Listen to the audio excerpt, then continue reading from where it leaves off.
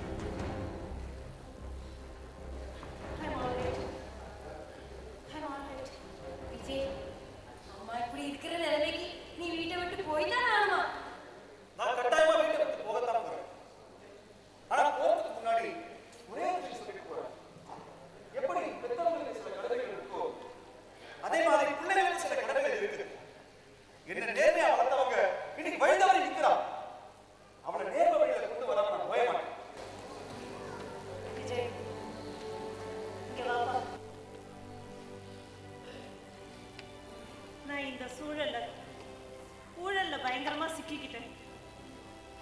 நான் திருந்தணும்னா என் கூட இருக்கிற சட்டநாதன்லேருந்து தமிழரசன் வர எல்லாரையும் எதிர்த்து நீ போராடணும். உனக்கு அவங்களோட இன்னொரு சைட் தெரியாது. They are very ruthless and extremely dangerous. மா, தர்மம் நிலைக்கணும்னா ஒரு குருக்ஷேத்திரம் நடந்தே தீரணும். அவங்க எல்லாருமே எனக்கு பதில் சொல்லி ஆகணும்.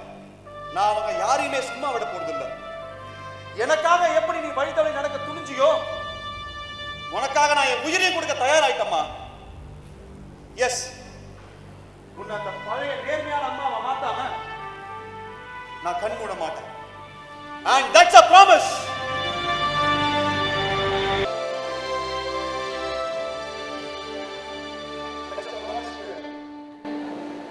அம்மாட்ட சபதம் பண்ணிட்டு வீட்டை விட்டு வெளில வந்தேன். இந்த வீட்டை வாடகை எடுத்தேன். அவங்களெல்லாம் எதிர்த்து எப்படி போராடுறது பிளான் பண்ணிட்டு இருக்கேன். நான் கொடுத்த அடியை வாங்கிட்டு ஏகாம்பரம் ஏன் பேசாம போனான்னு இப்போ உங்களுக்கு புரிஞ்சிருக்கும். இத்த நேரம் எங்க அம்மாவுக்கு நீங்க இங்க இருக்கிற விஷயமும் தெரிஞ்சிருக்கும். தேங்க்ஸ். நீ ரொம்ப நல்லாவே போடுறீங்க. தேங்க்ஸ் அப்படின்னு சொல்ல மாட்டேன், சுமாரா தான் இருந்தது.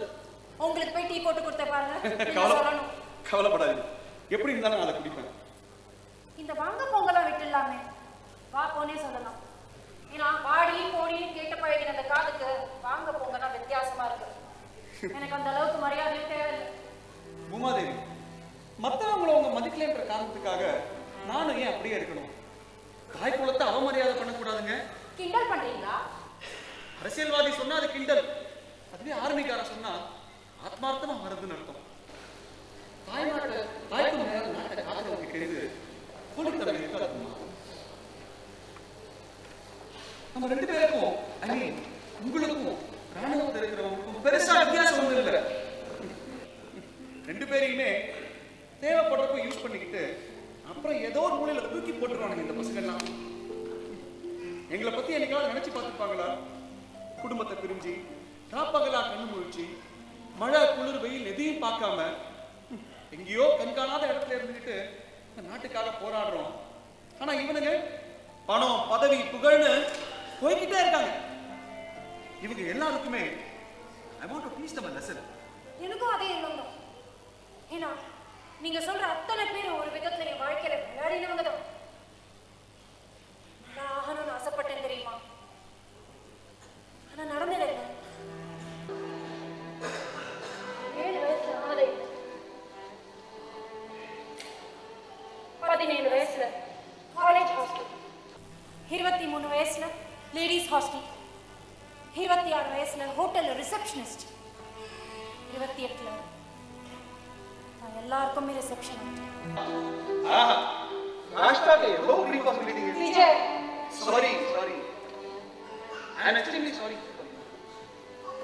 சத்தியமா சொல்றேன், இனிமேல் நீங்க யாரோடையும் no one will touch you. ஆமா, 7 வயசுல ஆர்ஃபனேஜ் சொன்னீங்க, அதுக்கு முன்னாடி என்னோட லைஃப்ல எல்லாமே ஒரு ஆக்சிடென்ட் தான். மதுரைக்கு பக்கத்துல ஒரு ட்ரெயின் ஆக்சிடென்ட்.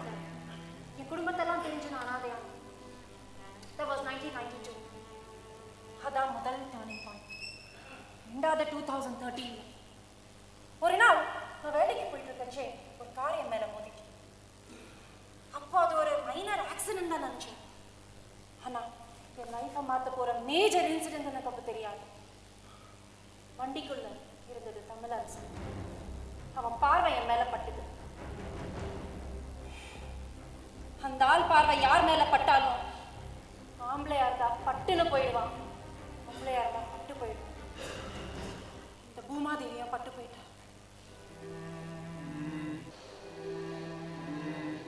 பூமாதேவிங்கிற பேர் ஆம்பளையர்களை வச்சுதான் சொன்னீங்க. அப்போ உங்க ஒரிஜினல் நேம் வேற ஏதாவது? அந்த ட்ரெயின் ஆக்சிடென்ட்ல நான் மண்ணுக்குள்ள புதைஞ்சு கிடந்தேன். என்னால இந்த இடத்துக்கு எனக்கு பூமாதேவின்னு பேர் வச்சாங்க. ஆனா இன்னி வரைக்கும் நான் என் ஒரிஜினல் நேமை யாருக்குமே சொல்லல. ஏன்னா நான் மீட் பண்ணவங்க எல்லாருமே ஒரிஜினல் கிடையாது. நான் எப்படி? நீங்க நான் கொடுத்த மோதிரத்தை தப்பா இட போட்டீங்க, நான் உங்களை சரியா இட போட்டேன். ஒரு ஒரிஜினல் மனுஷன் கிட்ட ஒரிஜினல் பேரை சொல்லுங்க. என் பேர் லக்ஷ்மி.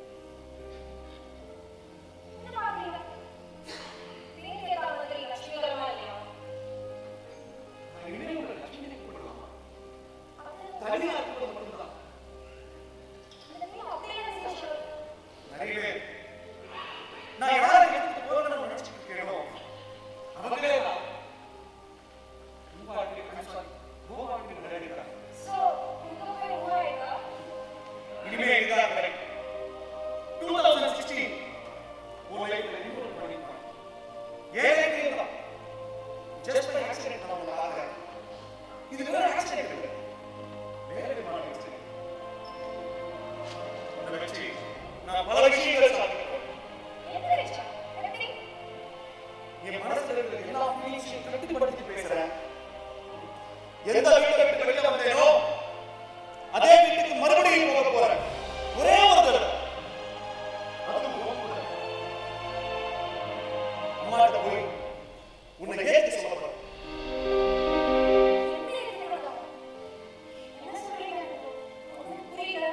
இதுக்கு மேல நான் எதுவும் சொல்றதா இல்லை. ஏன்னா அது கால ரகசியம்.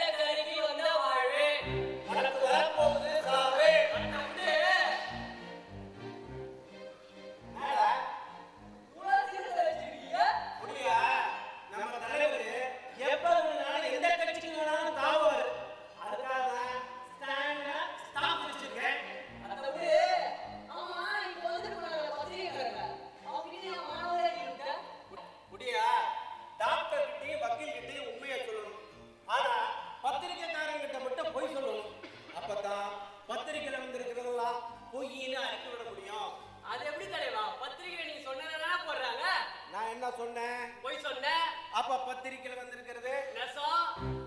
என்னடா கன்ஃபியூஸ் பண்ற? பத்திரிக்கை நீங்க சொன்னது அப்படியே தான போடுறாங்க. நான் என்ன சொன்னேன்? போய் சொன்னேன். அப்ப பத்திரிக்கையில வந்திருக்கிறது நெசம். ஏய் நீ ஆடிபட்டே சாவ. இப்ப கடைசியா சொல்றேன், கரெக்ட்டா ஃபாலோ பண்ணிக்க. இப்ப பத்திரிக்கைக்காரங்க வந்தாங்களா? வந்தாங்க. பேட்டி எடுத்தாங்களா? கரெக்ட். நான் அவங்க கிட்ட என்ன சொன்னேன்? போய் சொன்னேன். போய் சொன்னேனா? போய் சொன்னேனா? அப்ப பத்திரிக்கையில வந்திருக்கிறது நெசம். இப்படி எல்லாம் சொன்னா உனக்கு புரியாது. போய் கடையில 2 வாழைப்பழம் வாங்கிட்டு வா. தலைவா இந்த விளையாட்டுக்கே வரல, என்ன ஆளா விட்டுரு. ஏன் தலைவா நம்ம தலைவருக்கு நீ ஏன் ரொம்ப ஜாலியாவா இருக்க? இந்த நேரத்துல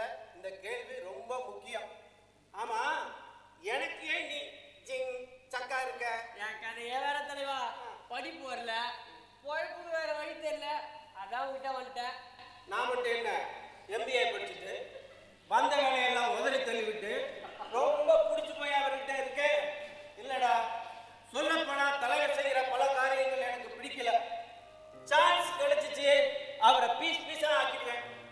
ஆனா நம்ம நேரம் வயிற்று பொழப்புக்காக இந்த மனுஷன் விட்டு இருந்து மாட்டிக்கிட்டேன். இப்ப உள்ளே இருக்க முடியாம வெளியாவே இருக்க முடியாம தவிச்சுட்டு இருக்கேன்.